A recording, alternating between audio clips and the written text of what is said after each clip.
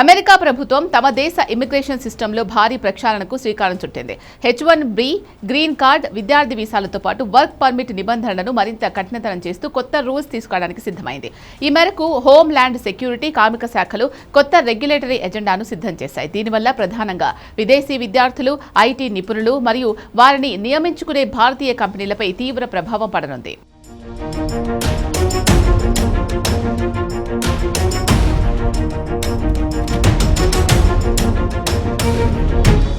H1B visa విధానంలో కఠిన నిబంధనలు అమలు కానున్నాయి. ప్రస్తుతం 50 మంది కంటే ఎక్కువ ఉద్యోగులు ఉండి వారిలో 50% మందికి పైగా H1B లేదా L1 వీసాదారులు ఉన్న కంపెనీలు కొత్త దరఖాస్తుల కోసం అదనంగా $4,000 నుంచి $4,500 వరకు ఫీజులు చెల్లిస్తున్నాయి.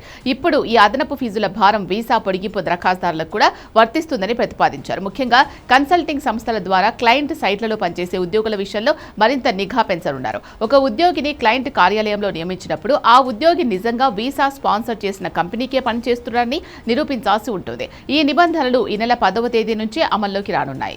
H1B work based green card దరఖాస్తుల కోసం ఉద్యోగులకిచ్చే కనీస వేతనాన్ని ప్రస్తుత 17వ పర్సెంటైల్ నుంచి 34వ పర్సెంటైల్కు పెంచే ప్రతిపాదనపై అమెరికా లేబర్ డిపార్ట్మెంట్ పనిచేస్తోంది. ఇది అమల్లోకి వస్తే ఎంట్రీ లెవెల్ ఉద్యోగులను నియమించుకోవడం కంపెనీలకు చాలా ఖర్చుతో కూడుకున్న పని అవుతుంది. దాంతోపాటు విద్యార్థి వీసాల విధానంలోనూ కీలక మార్పులు రానున్నాయి. ప్రస్తుతం ఉన్న డ్యూరేషన్ ఆఫ్ స్టేటస్ విధానాన్ని రద్దు చేసి చదువుకోవడానికి ఒక నిర్దిష్ట కాల పరిమితి విధించనున్నారు. అంటే అనుమతించిన ఆ గడువులోగా చదువు లేదా పరిశోధన పూర్తి కాకపోతే వారు మళ్లీ ప్రభుత్వ అనుమతితో దరఖాస్తు చేసుకోవాల్సి ఉంటుంది. H4 వీసా, గ్రీన్ కార్డ్ నిబంధనల్లో కూడా మార్పులు రానున్నాయి.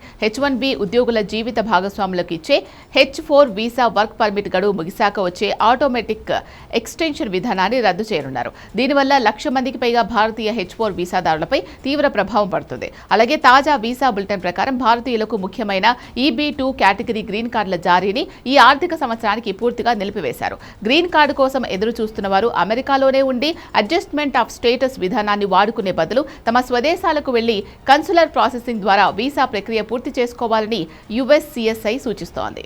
వివిధ రకాల వీసాల బేస్ లైన్ అప్లికేషన్ ఫీజులతో పాటు EB5 ఇన్వెస్టర్ వీసా ఫీజులను కూడా పెంచాలని హోమ్ ల్యాండ్ సెక్యూరిటీ యోచిస్తోంది. మరోవైపు H1B వర్క్ ఫ్రమ్ వీసాలకు సంబంధించిన మోసాలపై అమెరికా ప్రభుత్వం మొదటిసారిగా భారీ దర్యాప్తు ప్రారంభించింది. ఇందులో భాగంగా ప్రముఖ ఐటీ సేవల సంస్థ కాగ్నిజెంట్ పేరును అధికారులు ప్రత్యేకంగా ప్రస్తావించారు.